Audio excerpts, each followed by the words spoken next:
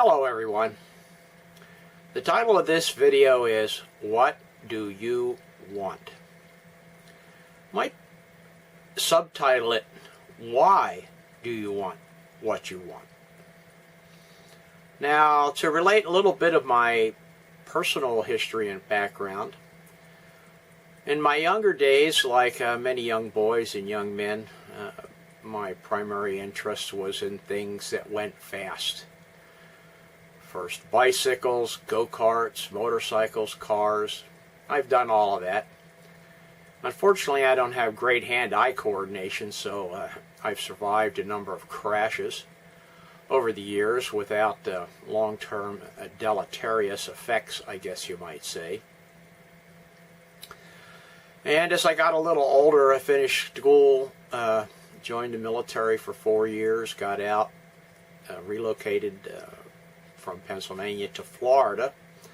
I got married there and started my working life. Shortly after I got married, I convinced my wife, and because I certainly had the interest, to pursue my sailing bug. My big dream was to build my own boat and sail off into the sunset. Well, 20 years later, and one divorce later, and after spending many years learning how to build boats,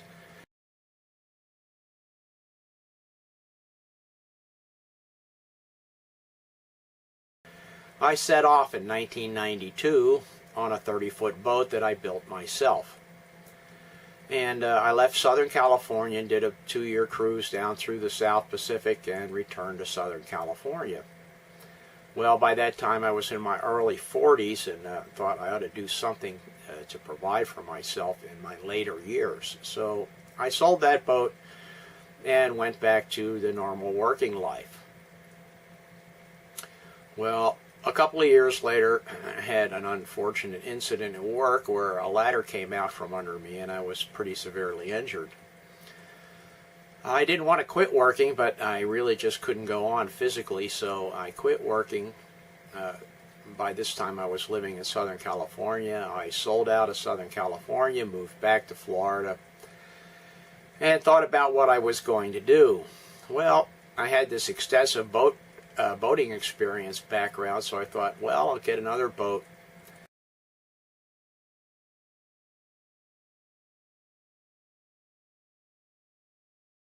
And go off and go sailing again, and maybe this time actually sail all the way around the world. Well, that's what I did. I left Florida in 2006 and sailed around the world, returned to Florida in 2009. I really liked it. I really liked living on the boat, but I wanted a boat with more living space in it. My last boat was 28 feet long. My current boat, Sunshine's 36 feet. And for me, this is an ideal size because I can still manage it physically, yet I have some elbow room.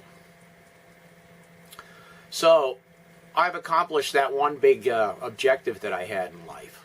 I went sideways much of the time, like a lot of people do, but eventually I did get to do what I wanted to do. So now what? I'm 66 years old. I live on my boat. I'm probably not going to do any big adventure sailing anymore. But I would like to have someone to share my life with. Now, in my past, because I led a kind of footloose existence, after I was divorced, I had a number of girlfriends, but I had the same problem trying to interest somebody in going off and sailing into the sunset with me was not that easily accomplished. So I went by myself. Now I'm here in the Philippines, and I've done all this sailing, and here I am trying to look for a relationship again. Well, hopefully that's going to work out this time. We'll see. I've been here for 3.5 years and haven't found my ideal partner yet, but I'm working on what I hope will be one. So the question remains, what do you want? And why do you want what you want? If you're a man that's a Western foreign man and you're living in some other part of the world and you're think coming to the Philippines is a great idea for whatever your reason might be. I suspect mostly it's for pursuing a relationship. Why exactly do you want to do that? I mean, what exactly is it that you hope to find here in the Philippines that you can't find in your current living circumstance, your current living situation? If you have never been outside of your home country, or never gone a great distance from the place where you were born, what is it you think you're going to find when you get here? I mean, part of this is also, what is your comfort zone? I've been living on a sailboat for many years, sailed around the world, been to over 30 countries, most of them what would be classified as third world countries. I'm pretty experienced in jumping into a new place where I don't understand the language, I don't necessarily understand the culture or the people that are there, but I've enjoyed my experiences. I've had a good time, by and large. Been chased around by a few storms, but not really bad things. And here I find myself in the Philippines. Well, how about your comfort zone? Have you ever been to a foreign country? I mean, I know if you live in the United States, it's a big country. If you move from one coast to the other, it can be a bit of a language and cultural shock. If you move from the north to the south, or the south to the northwest, or something like that, there's going to be a bit of a change in your environment and the attitudes of the people and things like that.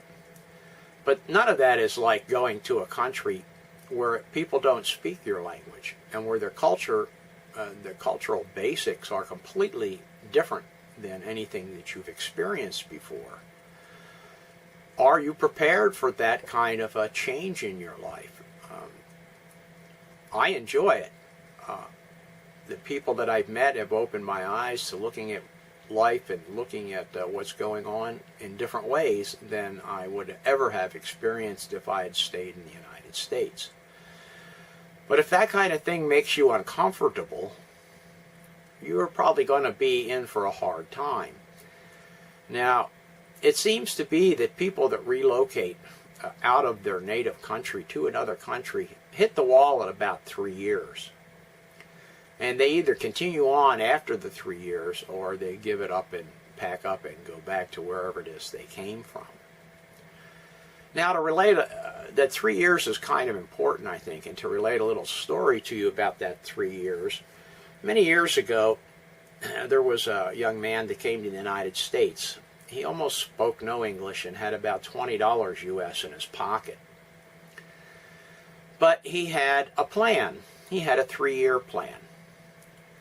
And the 3-year plan was pick an objective, pick a goal, work on it to achieve that objective in 3 years. And when you get there, pick the next goal, the next objective.